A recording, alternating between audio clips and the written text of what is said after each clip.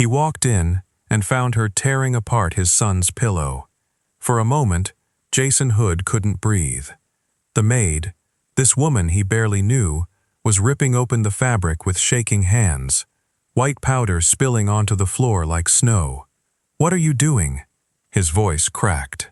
"What the hell are you doing?" Elizabeth looked up at him, tears streaming down her face, holding something in her trembling fingers. And what she said next would change everything. 3 years. That's how long Jason Hood had been watching his son die. 3 years of doctors walking through his house like pallbearers, specialists from Harvard, Johns Hopkins, Mayo Clinic, men and women with decades of experience, shaking their heads with expensive sympathy. 3 years of experimental treatments that cost more than most people make in a lifetime.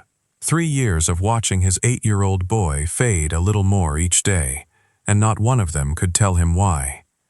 Oliver had been sick since he was 5. It started small fatigue, stomach pain, episodes they called flare-ups.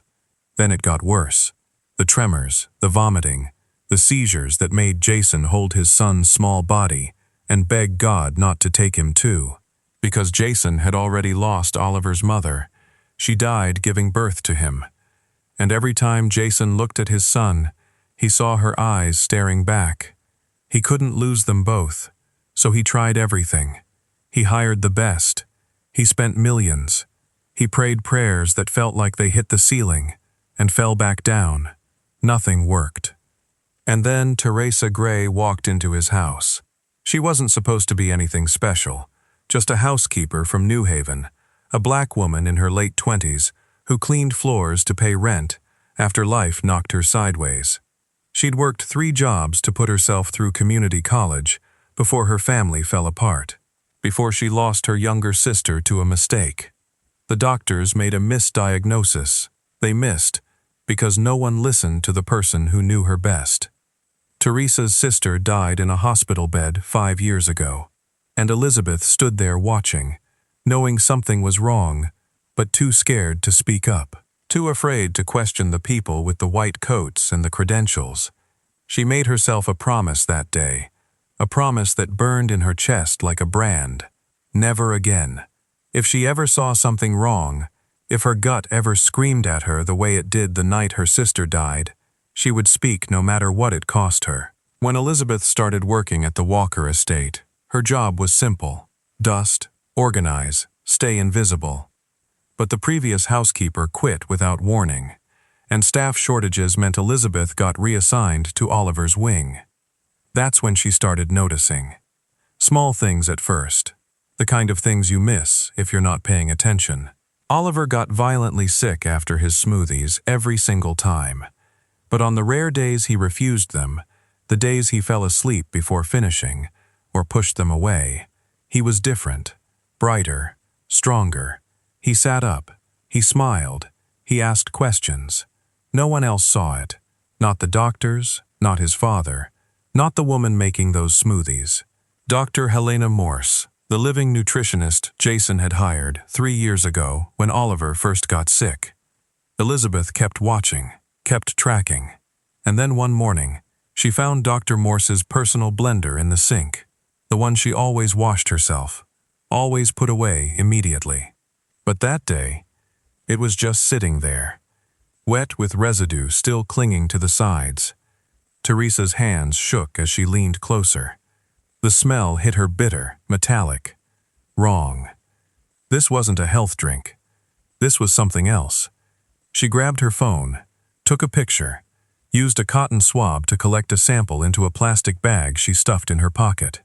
3 days later, her cousin Marcus, a pharmacology student at Yale, called her back. His voice was shaking. "Teresa, what you sent me, that's not a supplement. There's oleander extract in there. Plant-based poison. Small doses over time would look exactly like a chronic illness. Someone is killing that kid." Teresa's blood went cold. She went back to Oliver's room, the room where she'd watched him suffer, where she'd counted 47 medication bottles on his nightstand, where he'd asked her once, with eyes too tired for 8 years old, "Do you think dying hurts?" She looked at his bed. At the pillows, Dr. Morse said were medically specialized, the ones Oliver had to use every night, and she tore them open.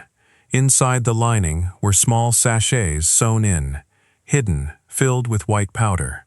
Powder Oliver had been breathing in every single night for 3 years while he slept. That's when Jason walked in. Because sometimes the truth doesn't come wrapped in a degree. Sometimes it comes from the person no one's watching, the one who refuses to look away, the one who's learned what silence costs. And sometimes, just sometimes, God puts the right person in the right place at the exact moment a life depends on it. Before we continue, hit that subscribe button, like this video, and tell me where in the world you're watching from. Because what happens next will remind you that courage doesn't always come from the people we expect. The iron gates opened slowly, like they were tired of letting people in.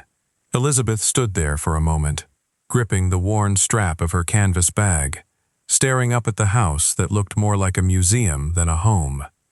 Glass and stone stretched across perfectly cut lawns.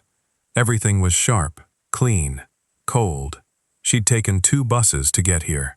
Left her apartment in New Haven at 5:30 in the morning, her coat pulled tight against the October chill. She couldn't afford to be late, not on her first day, not when she needed this job so badly her stomach had been in knots all week. The agency had called her 3 days ago. Emergency placement, they said. Previous housekeeper. Quit without notice. Family needs someone immediately. Light housekeeping. Private wing. Pay is good. Teresa didn't ask why the last girl left. She needed the paycheck. But standing there now, looking at the Walker estate, something in her chest tightened. The house was beautiful. No question. But it felt wrong somehow. Too quiet, like it was holding its breath. She walked up the stone path, her sneakers barely making a sound. The front door opened before she could knock. A woman stood there, 50s something. Gray hair pulled back so tight it looked painful.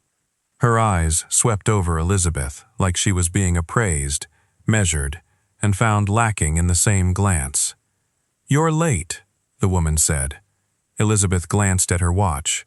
She was 4 minutes early. "I'm Mrs. Calloway, estate manager. You'll report to me." The woman stepped aside barely. "Come in." The entryway was massive, marble floors, a staircase that curved up like something out of a movie. Everything's spotless. Everything's silent. Mrs. Calloway handed her a thick folder without ceremony. "Your duties are outlined here. Light housekeeping in the main wing and the private 3rd floor. You'll avoid the master bedroom, Mr. Walker's office, and the medical suite, unless specifically instructed." Elizabeth took the folder. It was heavier than it looked.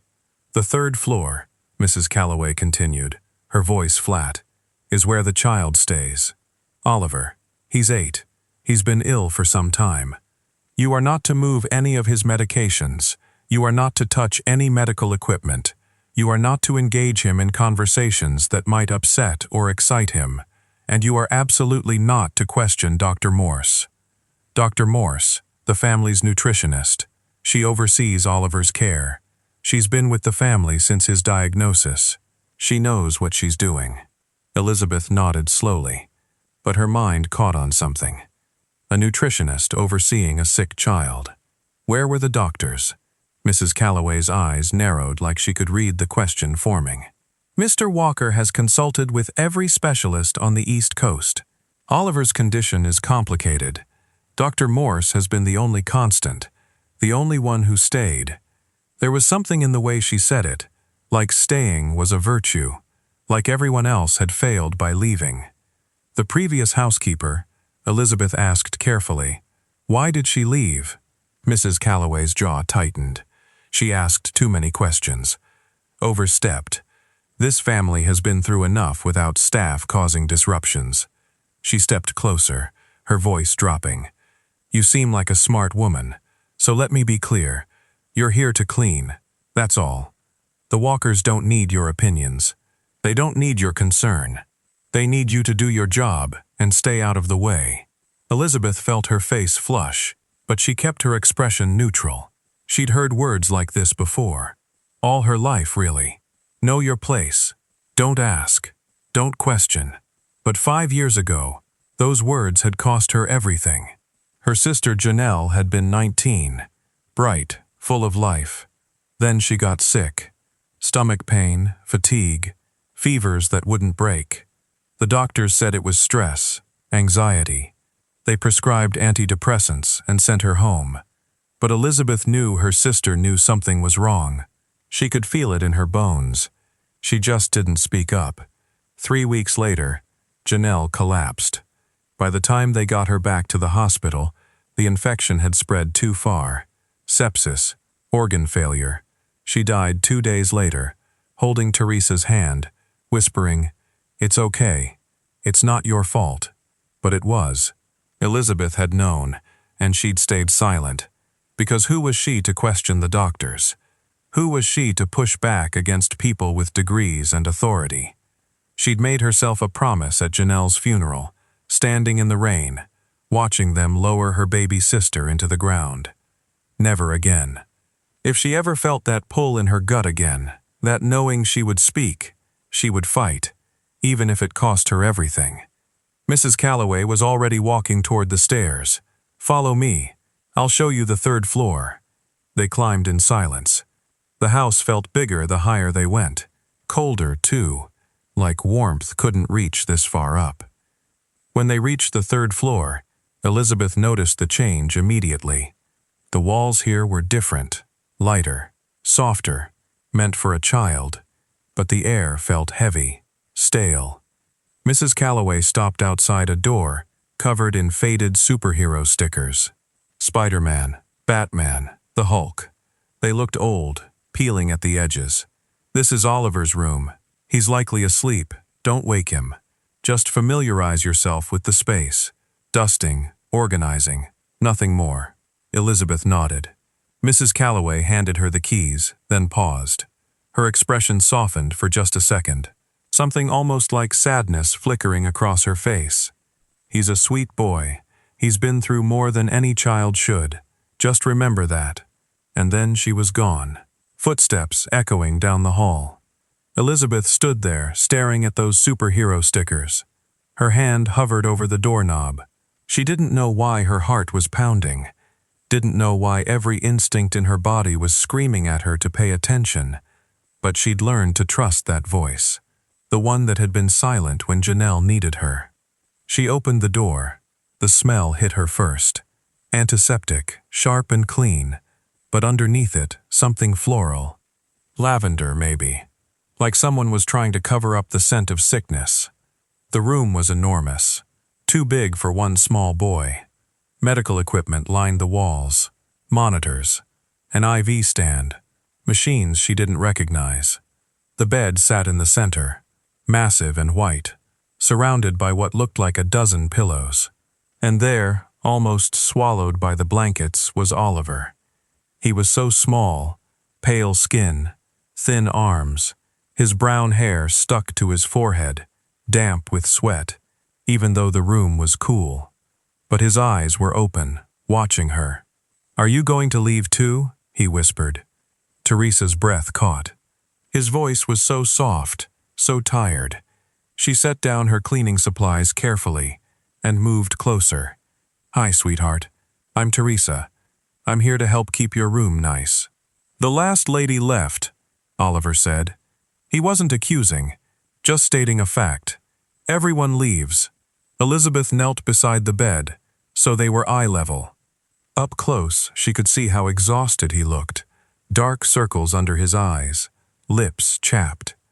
But those eyes, hazel like autumn leaves, were watching her with something that broke her heart.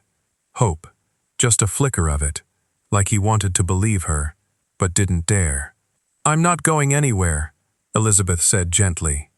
"Not unless you want me to." Oliver studied her for a long moment. Then his gaze shifted to the table beside his bed. Teresa followed his eyes and felt her stomach drop. Bottles. So many bottles. Orange prescription containers lined up in neat rows. She started counting without meaning to. 47. 47 medications for one 8-year-old boy. Her nursing instincts kicked in, the ones she developed during those 2 years at community college, before money ran out and she had to drop out, before cleaning houses became the only option. She recognized some of the labels: antibiotics, immunosuppressants, heart medication, anti-nausea pills, steroids. But something was off. Some of these drugs counteracted each other. Others seemed redundant. It looked less like treatment and more like she didn't know what. "Do you take all of these?" she asked softly. Oliver nodded. 4 times a day, and the smoothies 3 times. Dr. Morse makes them special for me. Dr. Morse, she takes care of me. She's really smart. She went to fancy schools. He said it like he'd heard it repeated many times. Dad says she's the only one who can help me. And the smoothies help? Oliver's face changed just slightly, a shadow passing through those tired eyes. "They're supposed to," he whispered. "But they make my stomach hurt, and after I drink them, everything gets bad. But Dr. Demore says medicine has to hurt before it helps."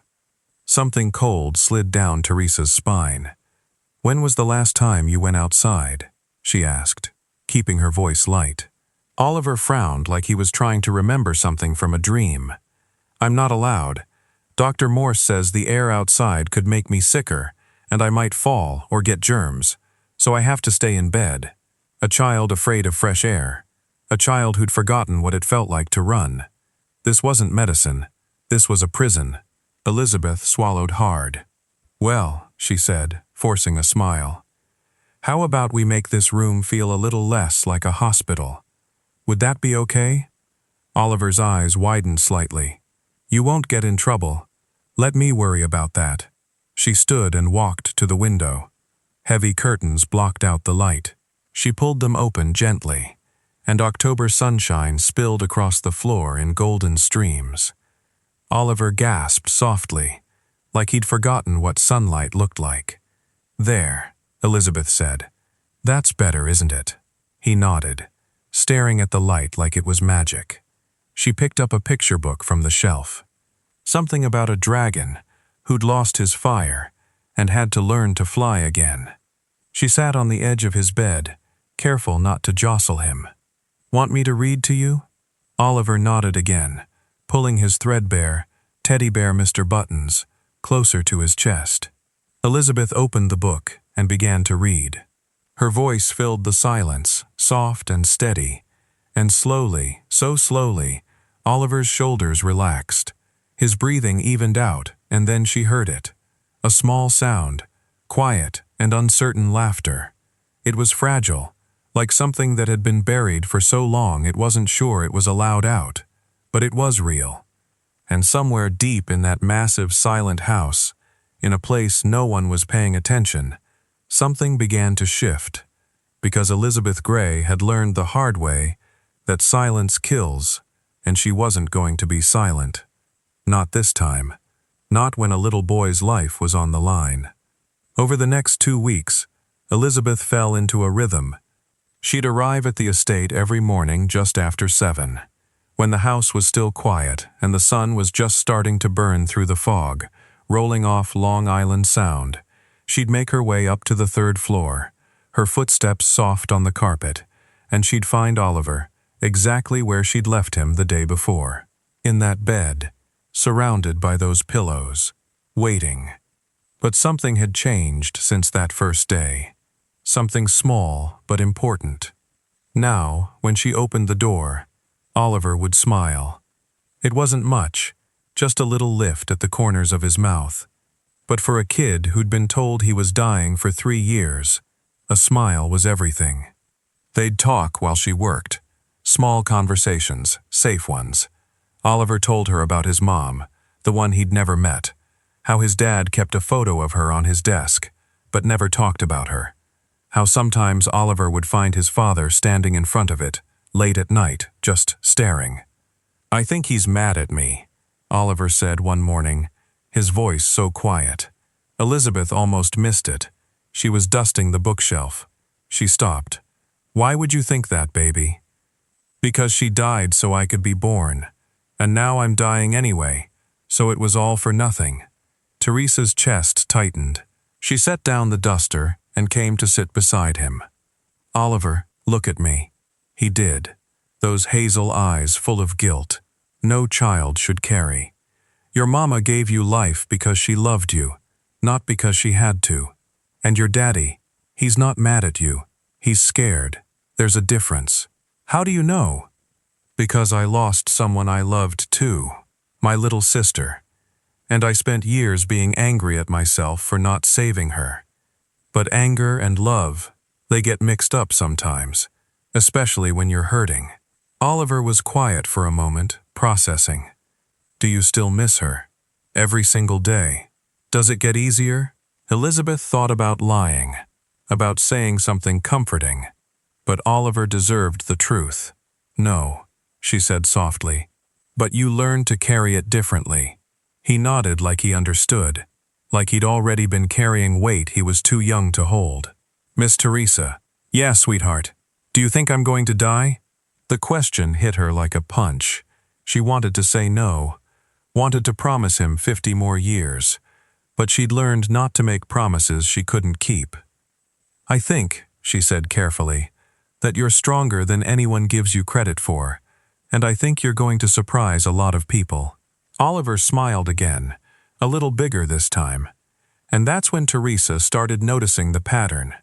It was subtle at first, easy to miss if you weren't paying attention. But Teresa was always paying attention. Now, every day around 10 o'clock in the morning, Dr. Morse would come in with Oliver's first smoothie. She was tall, polished, always dressed like she'd just stepped out of a board meeting, her blonde hair pulled back in a tight bun, her smile, professional but cold. Good morning, Oliver, she'd say in that practiced voice. Time for your vitamins. The smoothies were thick, purple or green, depending on the day. Oliver would drink them slowly, grimacing with each sip, and within 2 hours he'd get sick. The first time Elizabeth saw it, she thought it was coincidence. Oliver doubled over, clutching his stomach, his face going pale. Then came the vomiting, the tremors in his hands, the way his whole body would shake. Dr. Morse would rush in, all concern and efficiency. It's the disease progressing, she'd say, checking his vitals, adjusting his medications. His system is fighting itself. But the second time it happened, same pattern, same timeline. Teresa started taking notes in her head. Smoothie at 10 o'clock, sickness by noon. The third time, she was certain, and then one morning, something different happened. Oliver had fallen asleep before Dr. Morse arrived with his smoothie. Elizabeth watched from across the room as the doctor stood there, smoothie in hand, staring at the sleeping boy, with an expression that made Teresa's skin crawl. Not concern, not compassion, frustration. Dr. Morse set the smoothie down and left without waking him. That day, Oliver slept until 2 o'clock in the afternoon. When he woke up, his color was better, his eyes brighter. He sat up without help. I feel good today, he said, surprised. Teresa's heart started pounding. Yeah, that's wonderful, baby. Can we play a game? It was the first time he'd asked to play anything. They spent the afternoon building a tower out of blocks. Elizabeth found buried in his closet. Oliver's hands were steady. His laughter came easier. He looked like a regular kid. By the time Dr. Morse came back for the evening smoothie, Oliver was tired, but happy. The doctor's eyes swept the room, landing on the blocks scattered across the floor. Her jaw tightened. Oliver shouldn't be exerting himself, she said sharply, looking at Teresa. Who authorized this? We were just playing, Elizabeth said evenly. He needs rest, complete rest. You're jeopardizing his recovery. Recovery? The word felt like a lie. Dr. Morse prepared the evening smoothie right there, her movements precise and controlled. She watched Oliver drink every drop, her eyes never leaving him. Elizabeth stood in the corner, her mind racing. That night, she couldn't sleep. She kept seeing Oliver's face bright and alive when he skipped the smoothie, pale and sick after he drank it. She kept hearing her sister's voice.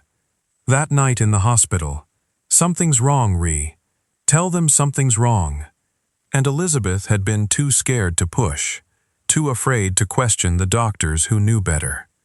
Her sister died 3 days later.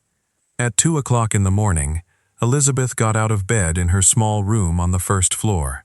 She walked through the dark house, up the stairs, and stood outside Oliver's door.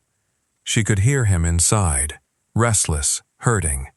She made herself a promise right there in that hallway. If her gut was right, if something was wrong, she wouldn't stay quiet this time.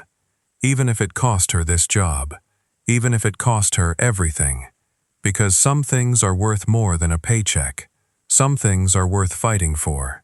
And that little boy, with the tired eyes and the superhero stickers, he was worth everything.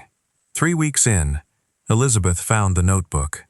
She was organizing Oliver's bookshelf picture books, mostly some chapter books that looked like they'd never been opened. Dust had settled on everything, like the room itself had given up. That's when she saw it, wedged behind a copy of Where the Wild Things Are, a small spiral notebook with a superhero on the cover. Captain America's shield faded from being touched too many times. She pulled it out carefully. The pages were wrinkled. Some had water stains or maybe tear stains. She opened it and her breath caught. Oliver's handwriting, shaky, childish. The letters slanting in different directions like his hand had been trembling. Day 247. The purple drink made me throw up again. Dr. Moore said that means it's working, but it doesn't feel like working. Day 251. Dad came in today. He looked so tired. I pretended to be asleep because I don't want him to be more sad. Day 2098. I heard Dr. Morse tell Dad I need more minerals. She says my body is fighting the medicine, but I don't feel like I'm fighting.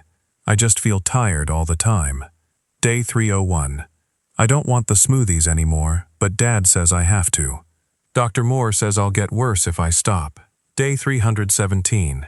I asked God why he made me sick. Miss Calloway says, God has a plan, but I don't understand the plan. Maybe the plan is for me to die like Mama. Teresa's hands shook so hard she almost dropped the notebook. The entries stopped there.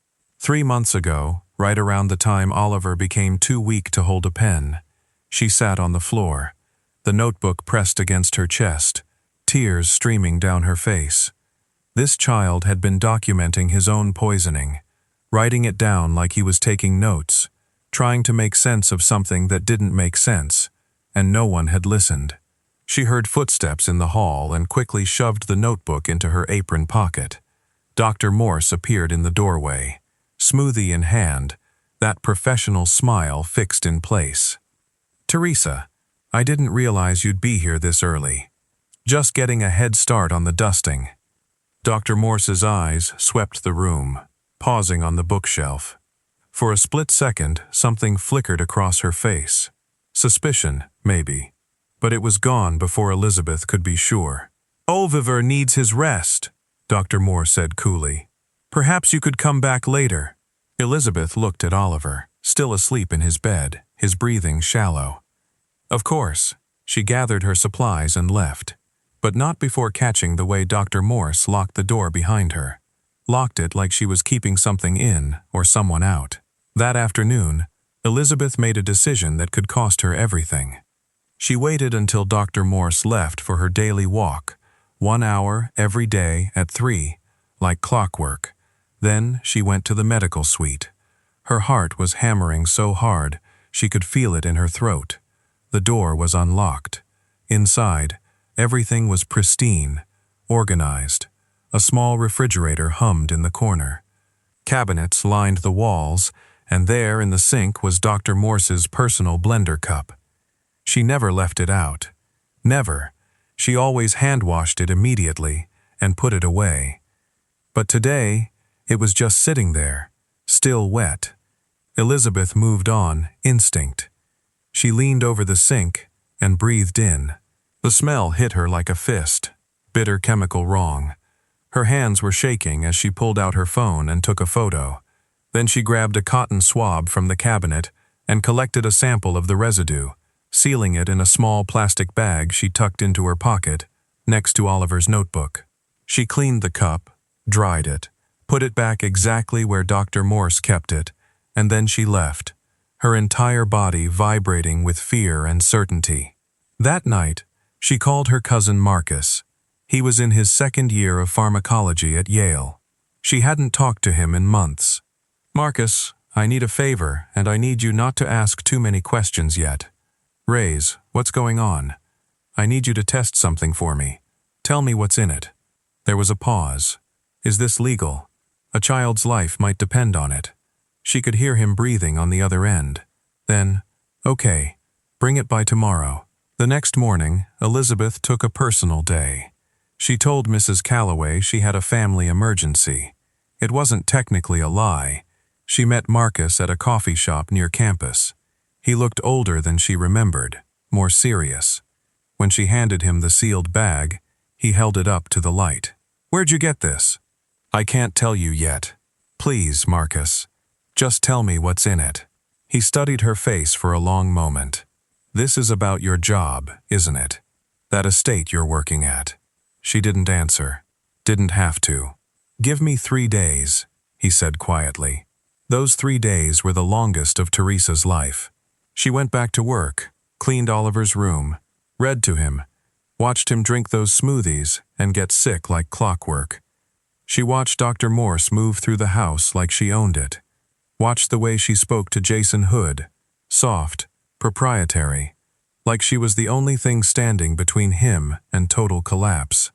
And she watched Jason himself, exhausted, hollowed out. A man who'd spent 3 years watching his son die and still didn't know why. On the 3rd day, Marcus called. Elizabeth was in her small room on the 1st floor. It was just after midnight. She answered on the 1st ring. "Marcus," his voice was shaking.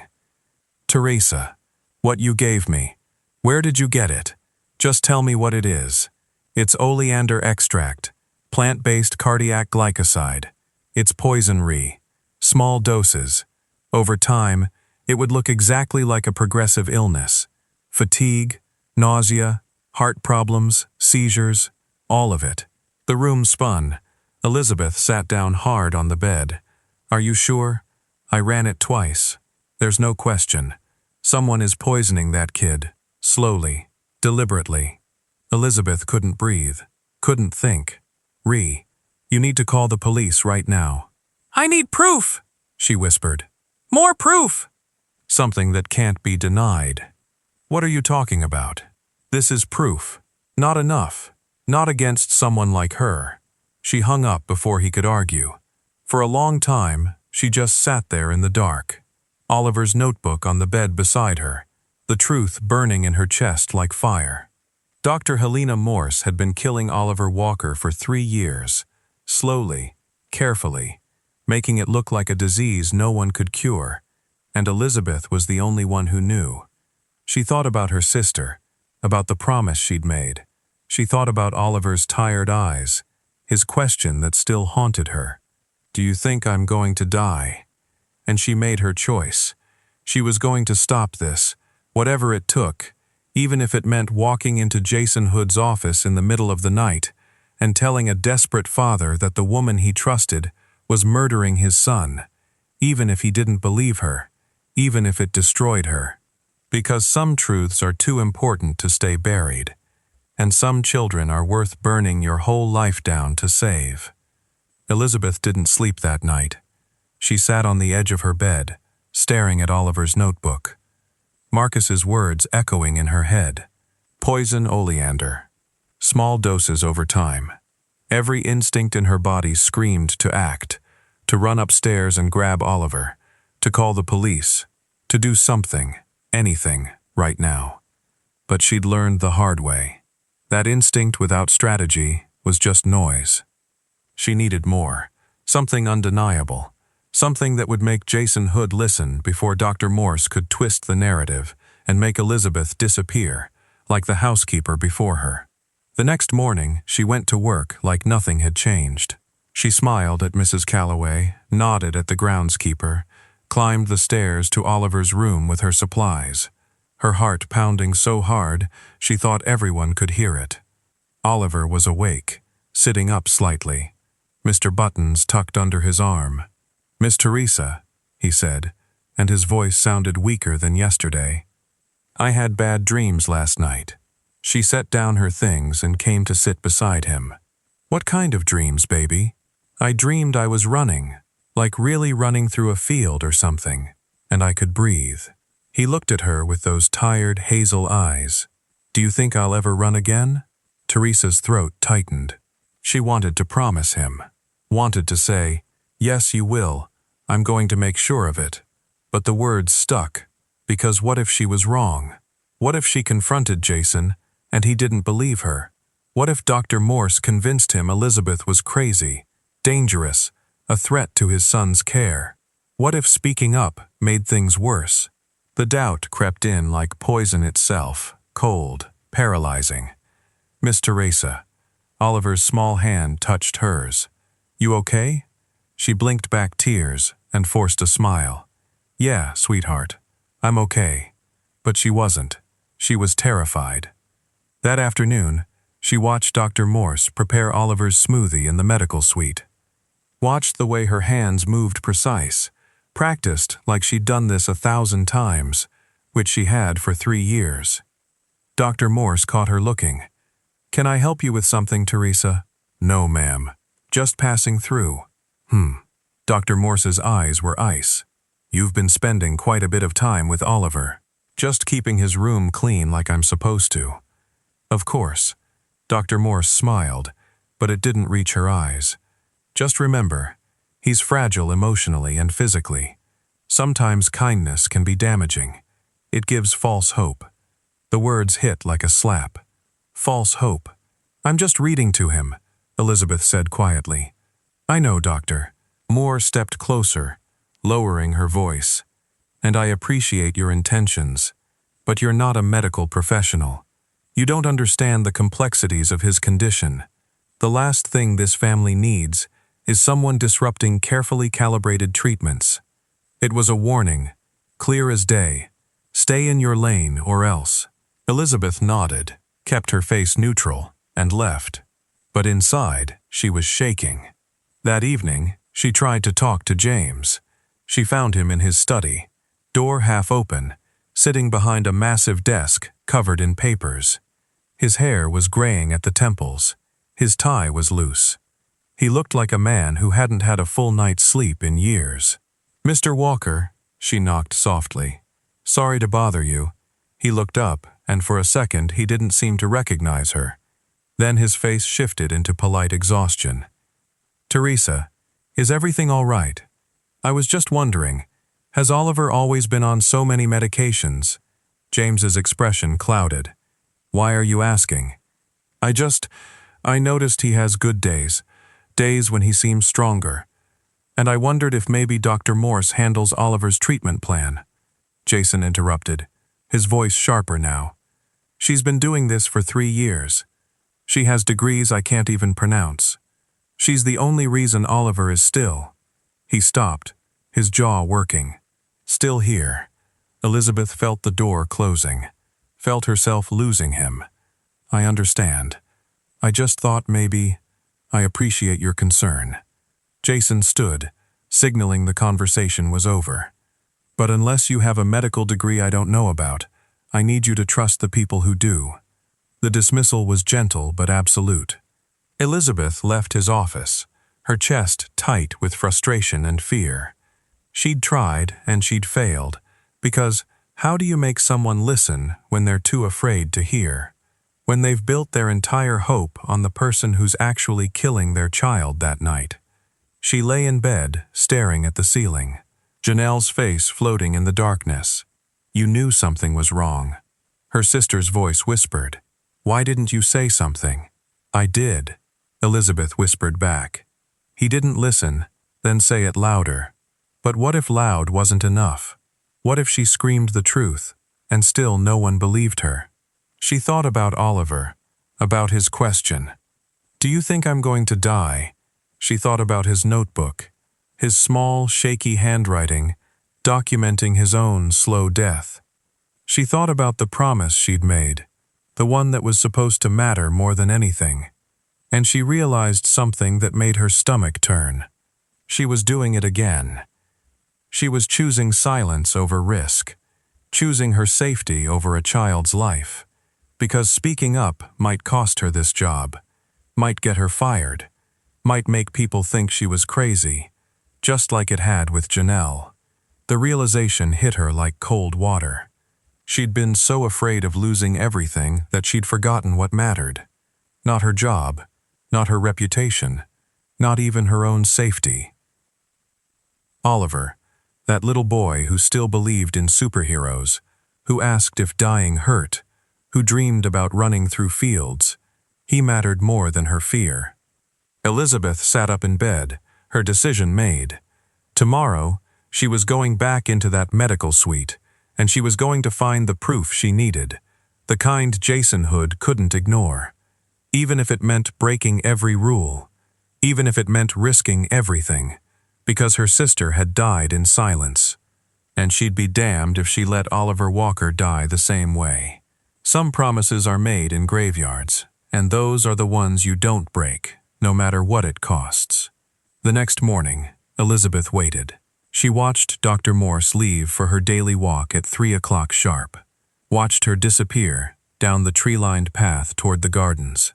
Phone pressed to her ear, already absorbed in whatever conversation kept her occupied for exactly 1 hour. Teresa's hands were sweating. Her heart felt like it was trying to break through her ribs. She climbed the stairs to the 3rd floor. Past Oliver's room, he was sleeping, finally peaceful after a rough morning. Then she moved down the hall to the medical suite. The door was unlocked. Inside, everything was exactly as it always was. Sterile, organized, a place for everything, and everything in its place. Except today, Elizabeth wasn't just cleaning. She went to the locked cabinet first. The one Dr. Morse kept her specialized supplements in. The one she guarded like it held state secrets. Elizabeth pulled a bobby pin from her hair, something she'd learned from her brother years ago when they'd locked themselves out of their apartment. Her hands shook as she worked the lock. It clicked open. Inside were rows of unmarked containers, powders, dried plant material, small vials of liquid, and a notebook. Elizabeth pulled it out, her breath catching. It was a journal. Dr. Morse's handwriting, neat, clinical, precise. October 12th. Increased oleander extract to 0.3 milligrams. Patient showing appropriate symptoms. Vomiting episode lasted 4 hours. Father remains convinced of disease progression. October 19th.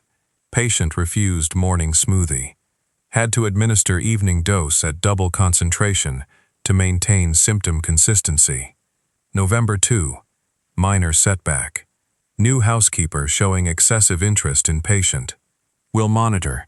May need to recommend termination if interference continues. Teresa's vision blurred. Her hands shook so badly, she almost dropped the notebook. This wasn't just poisoning. This was systematic, documented, calculated. Dr. Morse had been treating Oliver's murder like a science experiment, recording dosages, tracking symptoms, adjusting her methods to keep him sick, but not dead. Not yet. Elizabeth photographed every page with trembling fingers. Then she saw something else. A folder tucked in the back of the cabinet. Legal documents. She pulled them out, and her blood ran cold. Jason Hood's will, updated 18 months ago. And there, in black ink, in the event of Oliver Walker's death, Dr. Helena Morse shall receive $2 million in recognition of her tireless dedication and attempt to preserve his life. $2 million for trying, for failing, for watching a child die despite her best efforts. The motive wasn't just greed. It was a retirement plan, a lottery ticket. Oliver's death would cash in. Elizabeth heard footsteps in the hallway. Her heart stopped. She shoved everything back into the cabinet, relocked it, and slipped out the side door, just as Mrs. Calloway appeared at the main entrance. "Teresa, what are you doing up here?" "Just finished Oliver's room," Elizabeth said, forcing her voice steady.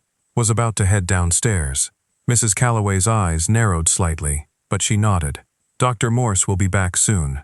Best not to be in her way." Elizabeth nodded and walked past her, every step measured, her phone burning in her pocket with the evidence that could save Oliver's life or end hers.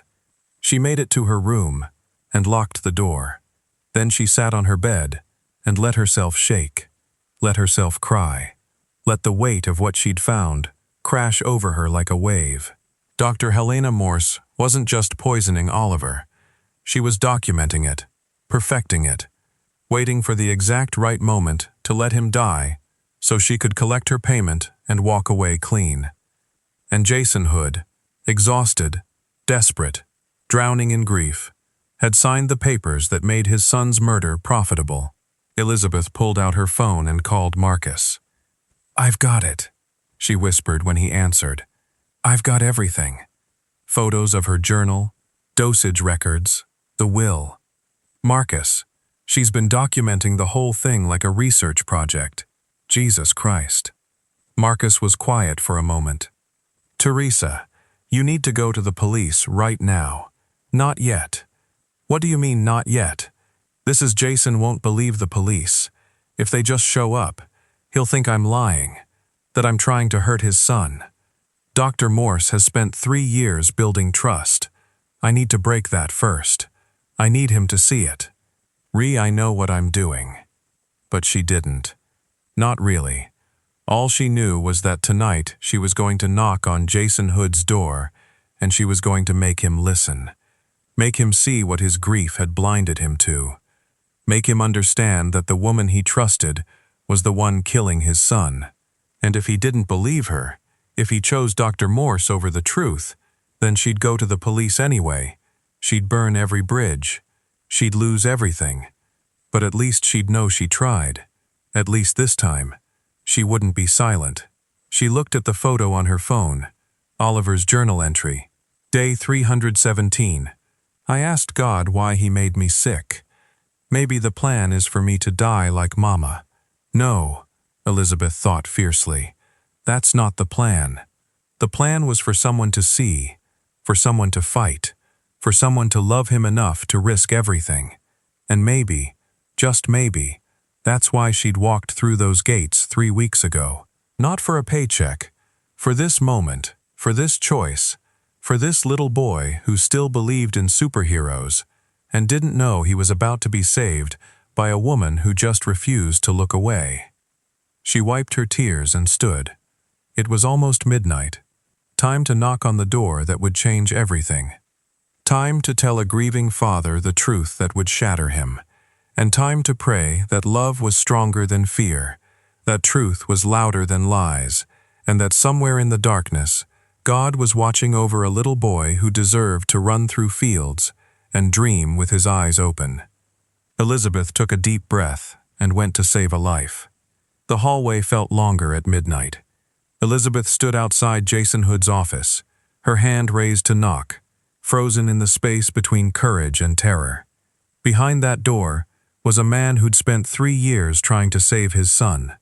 A man who'd poured millions into specialists and treatments. A man who built his entire hope on the one person who'd stayed when everyone else left. And Teresa was about to tell him that person was a murderer. Her hand trembled as she knocked. Silence, then footsteps. The door opened.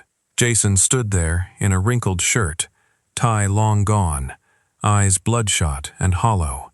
He looked at her like he was trying to remember who she was. "Teresa, it's past midnight." "What?" "I need to talk to you about Oliver." Something flickered across his face. Irritation maybe, or fear. "If this is about the medications again, please." Her voice cracked. "I know you think I'm overstepping. I know you think I'm just the help, but I'm begging you. Just give me 5 minutes.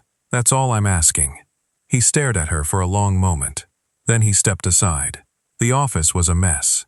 Papers everywhere. Empty coffee cups. A photo of his wife on the desk. Blonde hair, bright smile, holding a positive pregnancy test like it was the best news in the world. "What is it?" Jason asked, his voice tired, defeated. Elizabeth pulled out her phone with shaking hands. "Mr. Walker, I need you to look at something, and I need you to actually see it. Not as a father who's desperate, but as a man who loves his son." She showed him the first photo. Oliver's notebook. His small, heartbreaking handwriting. Day 247. The purple drink made me throw up again. James's face went pale. "Where did you get this?" His bookshelf. He was documenting what was happening to him. He knew something was wrong, Mr. Walker, even when no one else did.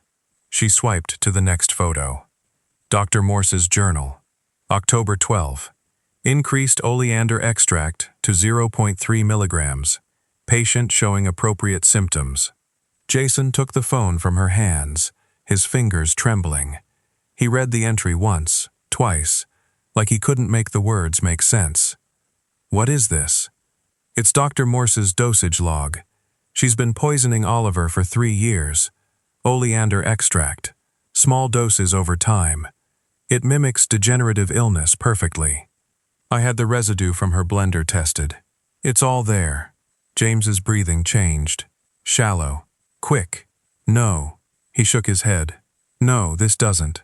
Dr. Morse has been trying to save him. She's dedicated her life to keeping him sick." Elizabeth interrupted, her voice breaking. "So she could collect $2 million when he died." She showed him the will, the clause, the payment for failure. Jason stared at it like it was written in a language he didn't speak.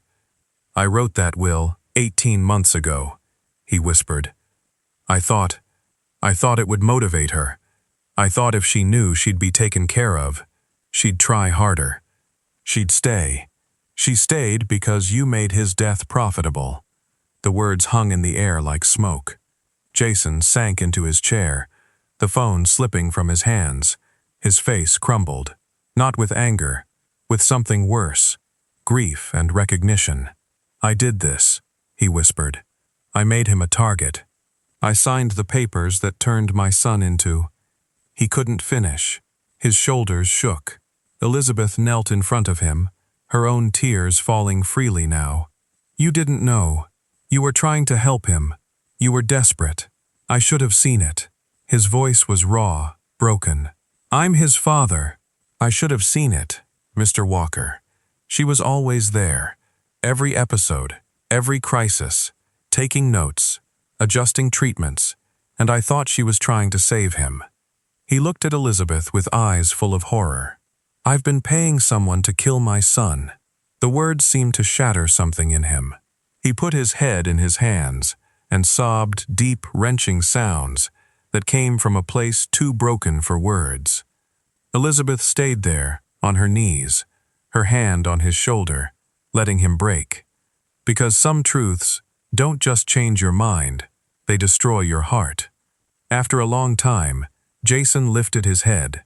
His eyes were red but clear now, focused. "Where is he? Where's Oliver?" "Sleeping in his room." Jason stood, his movement sudden, desperate. "We're taking him to the hospital right now. We're not telling Dr. Morse. We're not telling anyone. Mr. Walker, if she knows we're on to her, she could—" His voice broke again. "She could finish it. She could take him from me. Before we can stop her," he was already moving toward the door. Elizabeth followed, her heart pounding. They climbed the stairs together in silence. Jason pushed open Oliver's door so carefully, like he was afraid the boy might disappear if he moved too fast. Oliver was asleep, small and pale in that enormous bed, his breathing shallow but steady. Jason moved to his side, his hand hovering over his son's face like he was afraid to touch him, like he didn't deserve to. "Hey, buddy," he whispered, his voice breaking. "Wake up for me." Oliver's eyes fluttered open, confused, groggy. "Dad, we're going on a trip. Okay, right now. It's nighttime. I know, but we need to go. Can you do that for me?" Oliver nodded slowly, too tired to question. Jason lifted him carefully. His son barely weighed anything and held him close. Oliver's head rested against his father's shoulder. Mr. Buttons clutched in his small hand. "Miss Teresa." Oliver's voice was so quiet. "Are you coming too?" Teresa's throat closed. "Yeah, baby. I'm coming." They moved through the dark house like thieves, past Mrs. Calloway's room, past the medical suite where Dr. Morse's poison sat in locked cabinets. James's car was in the garage. He settled Oliver in the back seat, buckling him in with shaking hands. Elizabeth climbed in beside Oliver, and Jason got behind the wheel. As they pulled out of the garage, Oliver stirred. "Dad, where are we going?" Jason looked at his son in the rearview mirror, tears streaming down his face. "To save your life, buddy," he whispered. "We're going to save your life." And as they drove through the dark Connecticut night, leaving behind the house that had become a tomb, Elizabeth closed her eyes and said a prayer. "Thank you. Thank you for giving me the courage to speak. Thank you for making him listen. Thank you for this moment, this chance. Because sometimes salvation comes at midnight. Sometimes it comes from a woman who refused to stay silent. And sometimes, just sometimes, the truth breaks through just in time." The emergency room lights were harsh and unforgiving, the kind that strip away pretense and show you exactly what's real. Jason carried Oliver through the sliding doors at 3 o'clock in the morning. Elizabeth right behind him. The nurse at the desk looked up, started to say something routine, then saw James's face and stopped. "I need a doctor," Jason said, his voice roar. "My son has been poisoned. Oleander, 3 years, please." The nurse was already moving, calling codes, bringing people. Within minutes, Oliver was on a gurney, being wheeled into a trauma bay, his small hand reaching back for his father. "Dad, I'm scared." "I know, buddy. I know. But these people are going to help you." "Really help you this time?" A doctor appeared, young, sharp-eyed, moving with purpose. "I'm Dr. Chen. Tell me everything." Elizabeth pulled out her phone with trembling hands, showed him the photos, Dr. Morse's journal, the dosage logs, Marcus's analysis. Dr. Chen's expression shifted from professional to horrified in seconds. "How long has this been happening?" 3 years, Jason whispered. "Jesus." Dr. Chen turned to the nurses. "Full toxicology panel, cardiac workup, get me to Joxin levels, and a poison control consult." Now they moved around Oliver like a choreographed dance. IVs, monitors, blood drawers. Oliver looked so small, surrounded by all those people, so fragile. "Am I dying?" he asked quietly. Dr. Chen knelt beside him, his voice gentle. "No, son. You're not dying. You're going to be okay. We're going to make sure of it." The words Jason had been desperate to hear from a doctor for 3 years, and now they came in the worst possible way. Because Oliver had never been dying of a disease. He'd been dying of trust. The waiting room was empty at that hour. Just Jason and Elizabeth sitting in plastic chairs under fluorescent lights that hummed too loud. Jason hadn't said a word since they'd taken Oliver back for tests. He just sat there, elbows on his knees, head in his hands. "Mr. Walker," Elizabeth said softly. "I gave her a key to my house," he whispered. "I let her into his room every single day. I watched her make those smoothies, and I thanked her for her dedication." His voice cracked. "I was paying her to kill my son, and I thanked her. You didn't know. I should have." He looked at her, his eyes devastated. "You knew. In 3 weeks, you saw what I couldn't see in 3 years. What does that make me?" "Human," Elizabeth said quietly. "It makes you human. You were drowning. You were desperate. You trusted the wrong person because she was the only one who stayed. My wife died bringing him into this world." James's voice broke completely, and I almost let him follow her because I was too blind to see the truth. Elizabeth reached over and took his hand. He gripped it like a lifeline. "But you listened," she said, when it mattered most. "You listened. You got him out. You brought him here. That counts. Does it?" Before she could answer, Dr. Chen appeared in the doorway. His face was grim. "Mr. Walker, we have the preliminary results." They stood, James's hand still gripping Teresa's. "Your son has dangerously elevated levels of cardiac glycosides. The pattern is consistent with chronic Oander poisoning. Based on what we're seeing, this has been systematic and prolonged." He paused. "If you'd waited another month, maybe less, his heart would have given out. The damage is extensive, but not irreversible. He's going to need careful monitoring, cachation, therapy, time to heal, but he's going to live." James's knees buckled. Elizabeth caught him. "He's going to live," Dr. Chen repeated gently. "You got him here in time." Jason pressed his fist against his mouth, trying to hold back the sound that wanted to break free. Relief and horror tangled so tight, they were the same thing. "I've already contacted the police," Dr. Chen continued. "This is a criminal matter. They'll need your statement and the evidence you brought." Jason nodded, unable to speak. Dr. Chen's expression softened. "He's asking for you, both of you." They followed him back to the bay, where Oliver lay surrounded by machines, looking impossibly small, but somehow already better. Color was returning to his cheeks. His breathing was easier. "Dad?" Oliver's voice was clear. The doctor said, "I'm not really sick. He said someone was hurting me on purpose." Jason moved to his son's side, taking his hand carefully. "Yeah, buddy, someone was. But they can't hurt you anymore. I promise." "Was it Dr. Morse?" The question hung in the sterile air. Jason closed his eyes. "Yeah, it was." Oliver was quiet for a moment, processing. Then, "Why would she do that? How do you explain evil to a child who still believes in superheroes?" "Because sometimes people get lost," Jason said finally. "Sometimes they forget what matters, and they make choices that hurt people who never deserved it."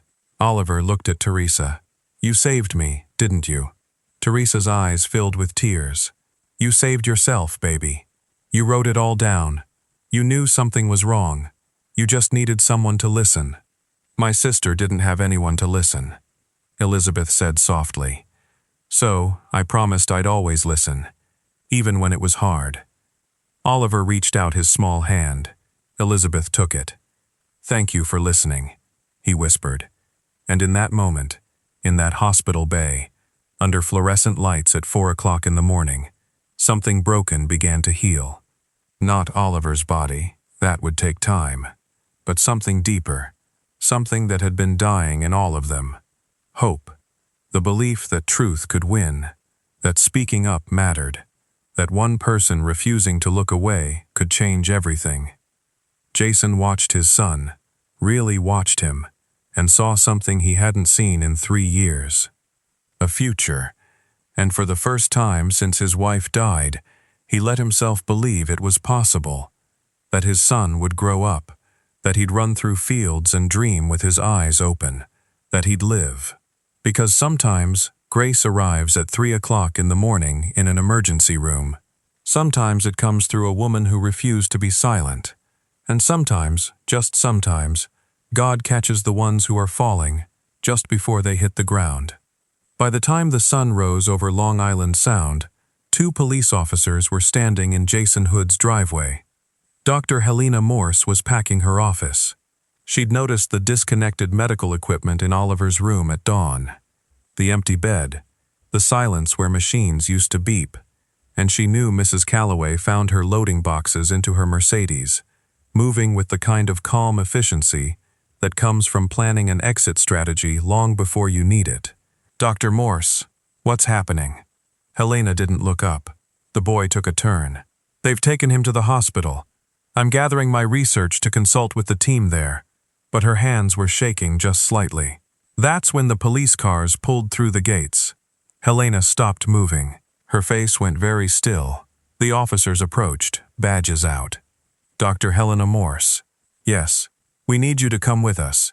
There are some questions regarding your treatment of Oliver Walker. I don't understand. I've done everything possible for that child. Ma'am, we have evidence of systematic poisoning. Oleander extract, administered over a 3-year period. We have documentation in your own handwriting. For just a moment, one brief, unguarded moment, the mask slipped. Not shock, not confusion. Rage, cold, calculated rage. That Maid, she said quietly, that ignorant meddling. Mom, you have the right to remain silent. But Helena was done being silent. 3 years of performance, of playing the dedicated professional, of swallowing her resentment, while Jason Hood threw money at specialists who wouldn't know real science if it killed them. All of it came pouring out. Do you know how many degrees I have? How brilliant I am? Her voice rose. I spent 3 years playing nursemaid to a spoiled brat, while his father paid millions to incompetent doctors. 3 years of watching him grieve a woman who died, bringing that child into the world. I earned that inheritance. I earned every penny. Mrs. Calloway stepped back, her hand over her mouth. He was supposed to die slowly, peacefully, like a disease no one could cure. Helena's eyes were ice, and I would have been the devoted caregiver who tried everything, who stayed when everyone else left, who deserved to be remembered in his will. But that made that nobody. She ruined everything. The officers were already moving, handcuffs out. Dr. Morse, you're under arrest for attempted murder, child endangerment, and conspiracy to commit fraud. As they read her rights, Helena's eyes found Mrs. Calloway. You all treated me like help, like my intelligence was something to be tolerated. But I was the smartest person in that house. I was the only one who saw that boy for what he was. A meal ticket, a retirement plan. Mrs. Calloway was crying now. He's 8 years old. He was a means to an end. No remorse, no shame, just cold calculation. And he would have died peacefully if that woman had minded her own business. They put her in the car, drove her away, and the Walker estate, that beautiful, suffocating house, finally knew the truth it had been hiding for 3 years. At the hospital, Jason stood outside Oliver's room, phone pressed to his ear, talking to lawyers and police, giving statements, answering questions, but his eyes never left his son through the window. Oliver was sitting up now, color in his cheeks, eating real food for the first time in weeks without getting sick. Dr. Chen had started the chelation therapy, slowly pulling the poison from his system. It would take time, weeks, maybe months, but every hour, Oliver looked more alive, more like the boy he was supposed to be. Elizabeth sat beside him, reading, the same dragon book from his room. Oliver listened, his eyes bright and clear, in a way they hadn't been since he was 5 years old. When the chapter ended, Oliver looked at her. Miss Teresa, did they catch her? Elizabeth had been dreading this question. How do you tell a child that the woman who smiled at him every day, who made his smoothies and called him sweetheart, had been trying to kill him? Yeah, baby, they caught her. Is she going to jail? Yes. Oliver was quiet for a long time. Then good. Not angry, not vindictive, just relieved. She used to tell me I was lucky, Oliver said softly, that I had the best doctors and the best care, and I should be grateful. But I never felt lucky. I just felt like I was drowning and nobody could see it. Teresa's throat tightened. I'm so sorry that happened to you. It's not your fault. He looked at her with eyes too wise for 8 years old. You're the one who pulled me out. Jason entered then, his face drawn but determined. He sat on the other side of Oliver's bed. Hey, buddy, how you feeling? Better. Dr. Chen says I can try walking tomorrow. Yeah, James's voice cracked. That's great.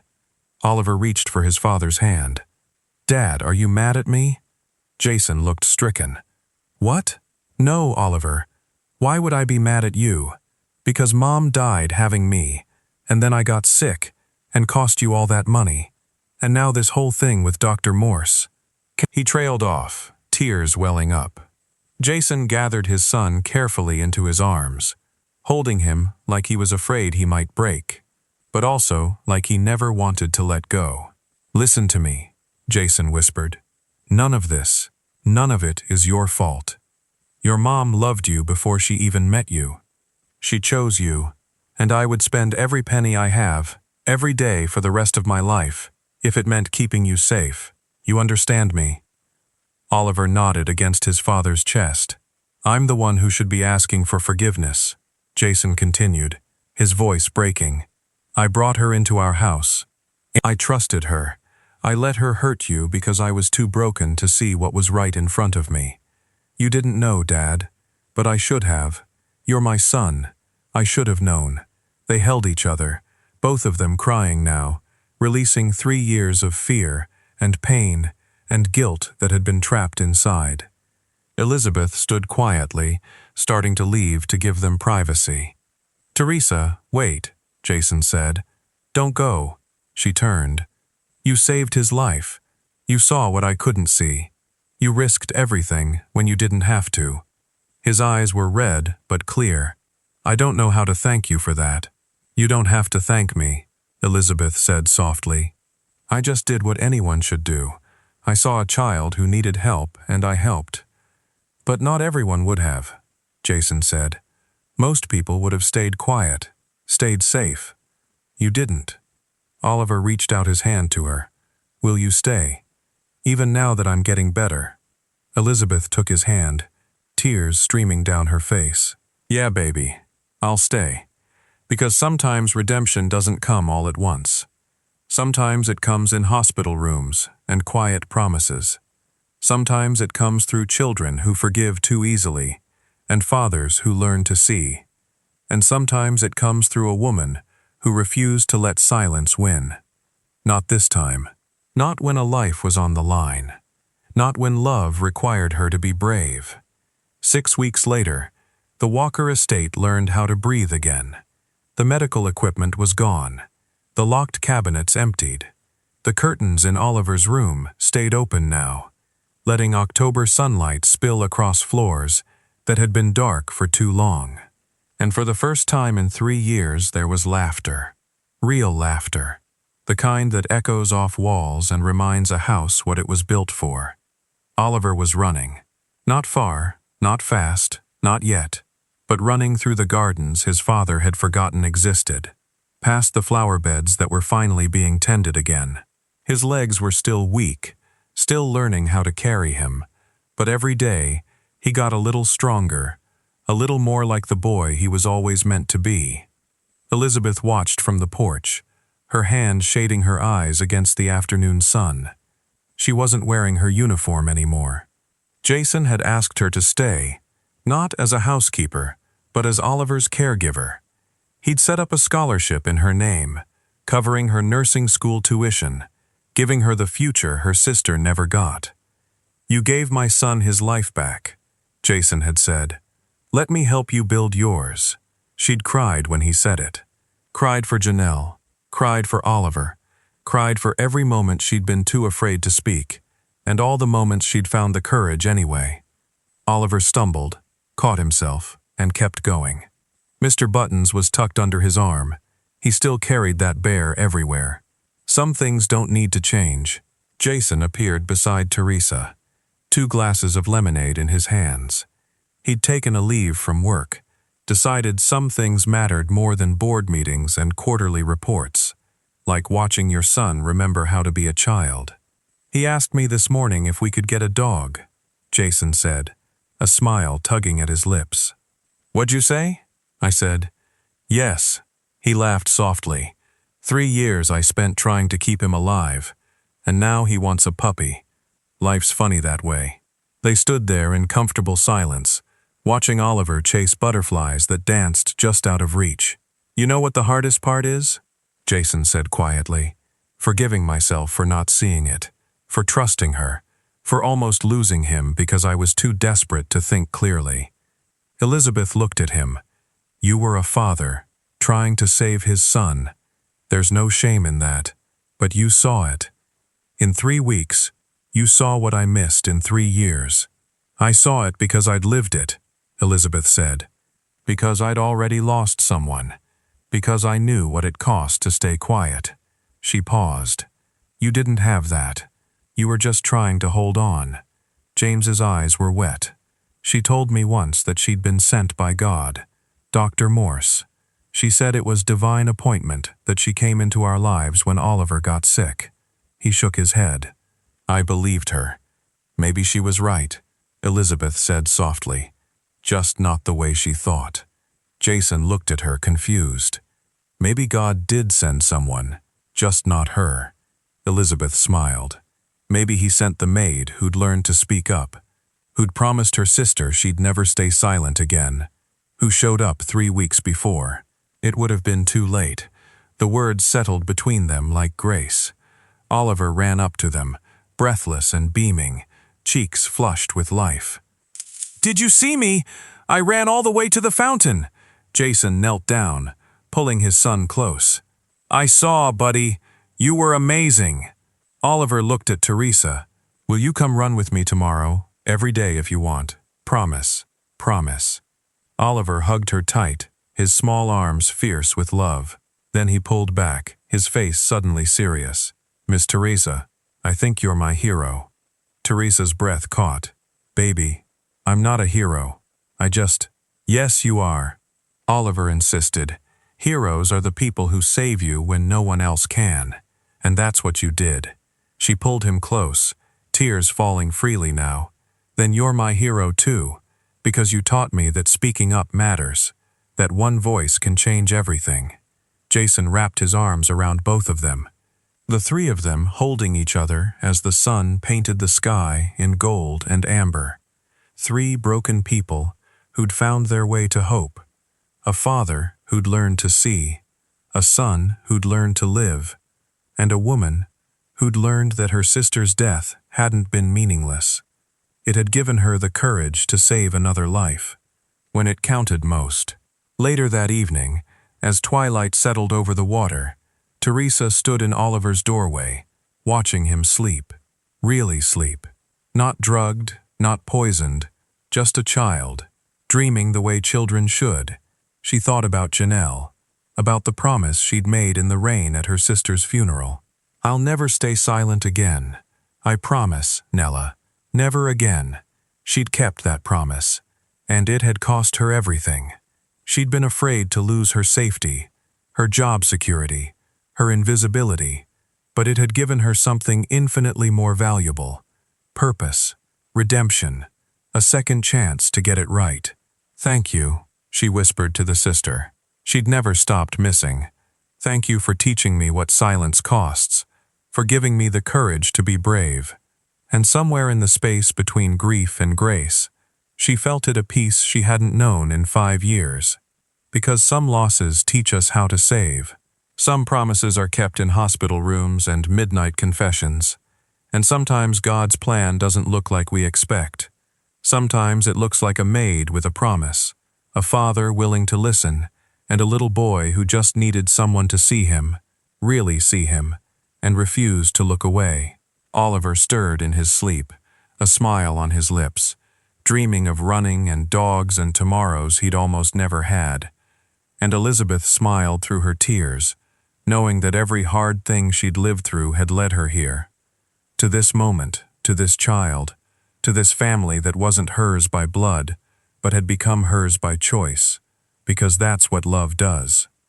It shows up when it's hard. It speaks when silence is easier. It fights for the ones who can't fight for themselves. And it changes everything. One voice, one choice, one moment of courage, that's all it takes to save a life. And sometimes, just sometimes, to save your own. If this story touched something in your heart, I want to hear from you. Drop a comment and tell me, where in the world are you watching from? What moment moved you most? And if you believe that one person speaking up can change everything, hit that subscribe button. Because these stories, they're reminders that courage lives in ordinary people, that grace still finds us, and that sometimes the person God sends isn't the one we're expecting. Sometimes it's the one who refuses to stay silent. Share this with someone who needs to remember they're not alone. And know this: your voice matters, your courage matters, you matter. See you in the next